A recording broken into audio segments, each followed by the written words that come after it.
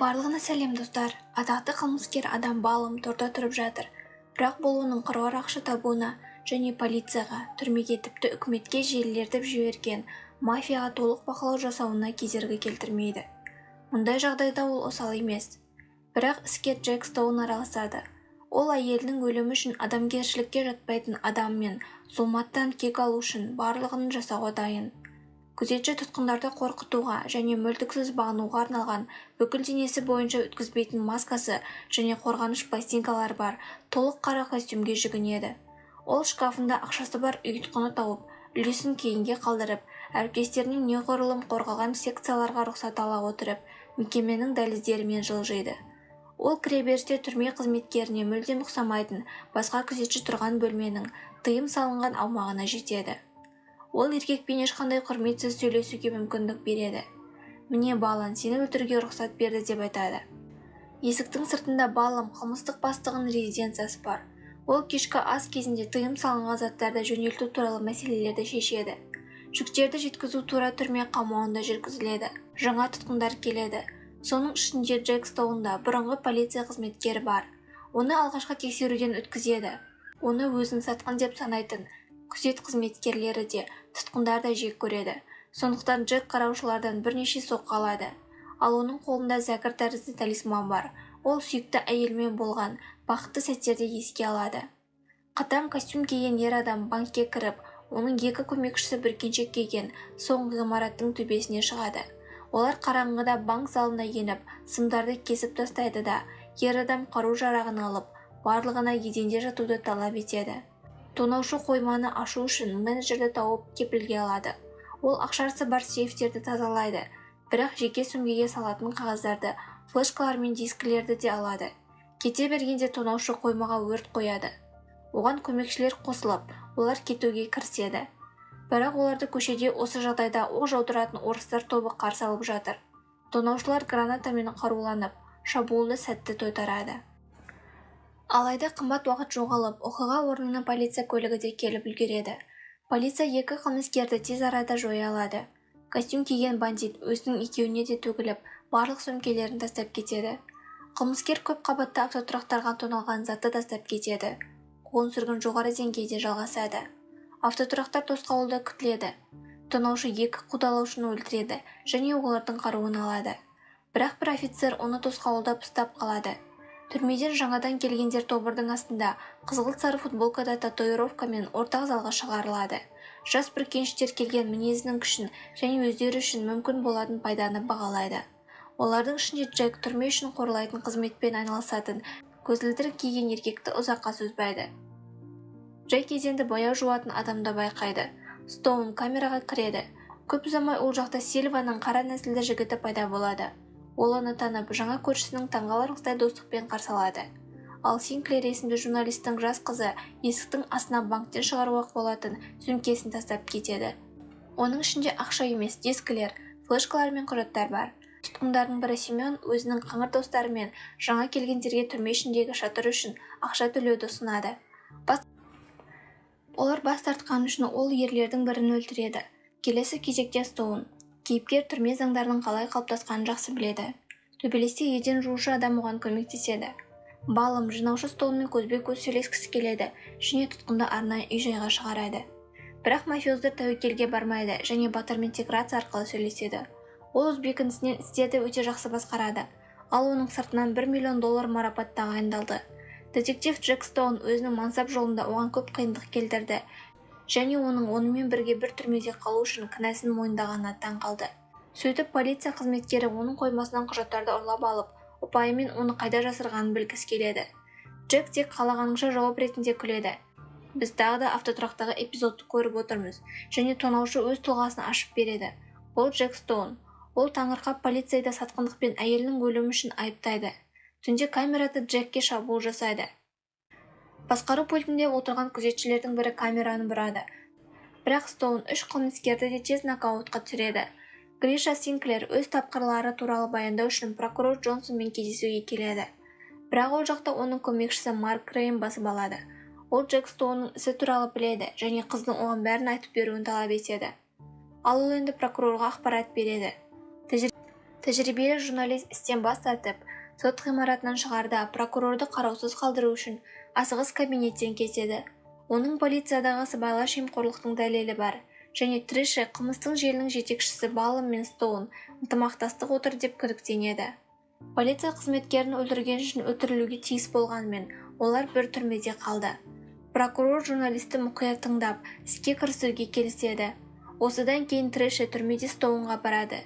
Джек оның құжаттарын жібергеніне таң қалдырады. Ол алынған ақпаратты тергеу үшін пайдалануды сұрап отырған жалғыз нәрсе.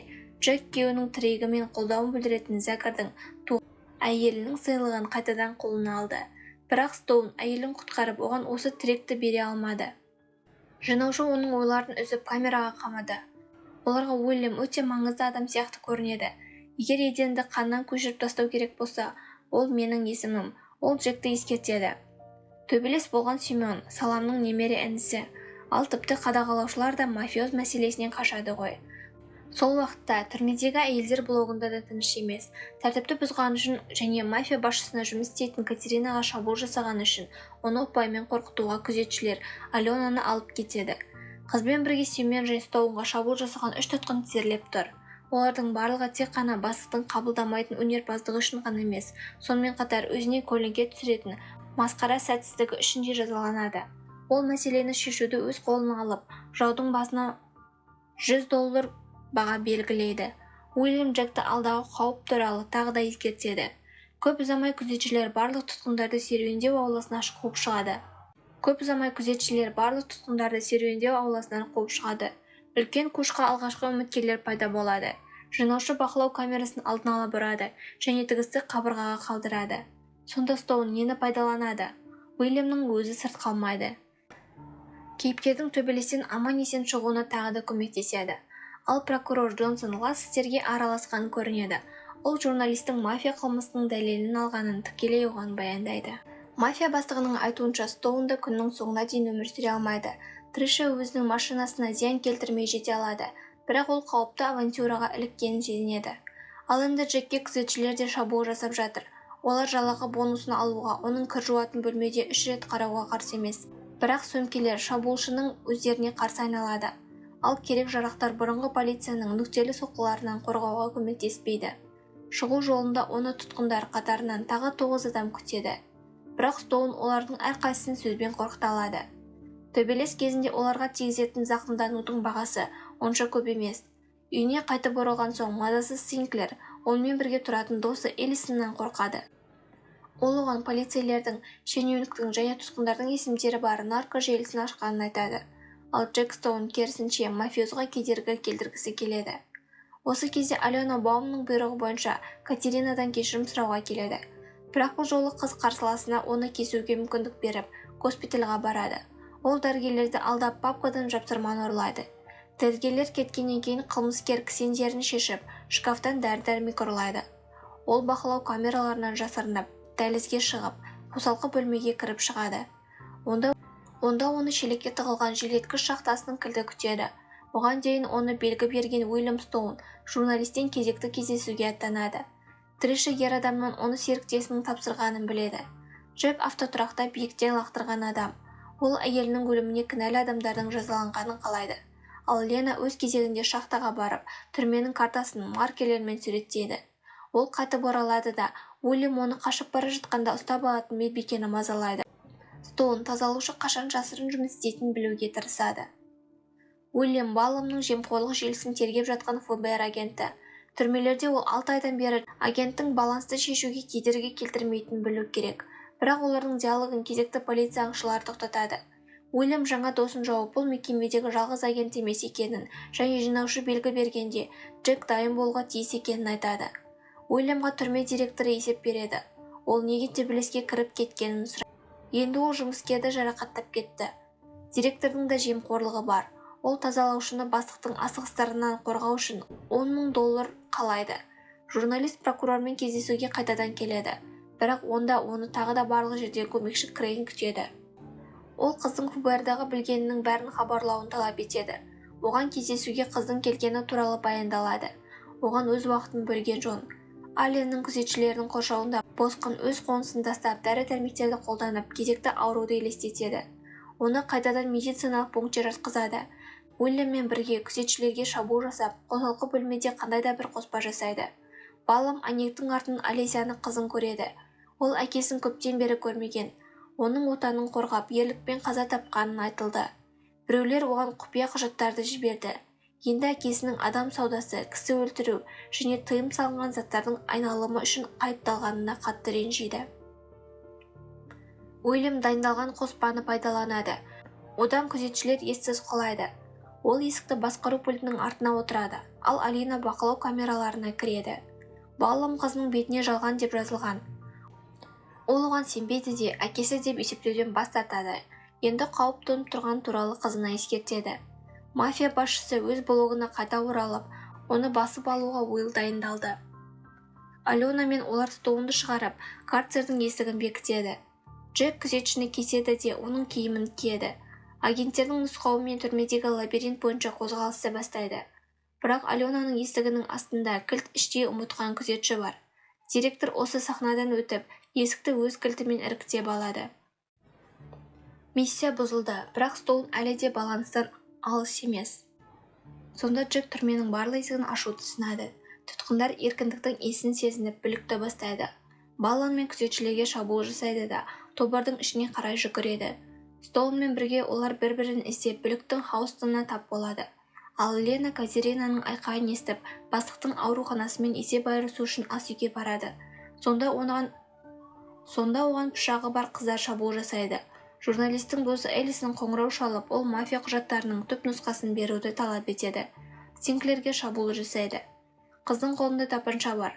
Уильям Джекті қарсы алып, балансты қайта іздеу керектігін көрсетеді.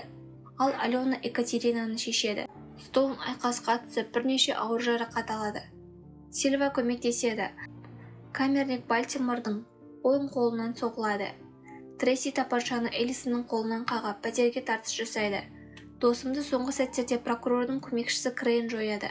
Ол да жасырын түрде ФБР агенті болып шығады. Бұл кезде Уильям жалған директорға және оның сатқын күзетшілеріне борышын қайтару мүмкіндігін жібермейді. Ол бүтін бір жасақты жалғыз өзі тоқтатады. Ол бүлікті басып, Стоунға кедергі келтіреді. Джек түрмеге қанды тоқтатуға тырысып жатқанда, тұтқындау тобы кіреді. Кейіпкерлер ақыры Болотовтың даусын естіп, оны ауладан табады. Олар бір-біріне жалғыз қалды. Жай ғана бизнес-балмен өте жақсы жаттықтырылған және партерда жараланған кейіпкерге соққы береді. Бірақ Джек бәрібір ауырсынып, жауды жаулап алады. Мафия мәңгі басынан айырылды. Джек желдеткіш арқылы қосалқы бөлмеге кіріп, оны Уильям қарсы алады және агенттің серіктесі Чайлд деп таныстырады. Бірақ Уилл Стоунды тұтқындауға тура келетінін түсіндіреді. Алайда прокурор Джонсон сондай-ақ жемқорлық пен кісі өлтіруге араласқан шенеуніктер мен полицейлер де қамауға алынды. Фильмнің атауын әдеттегідей сипаттамадан біле аласыздар.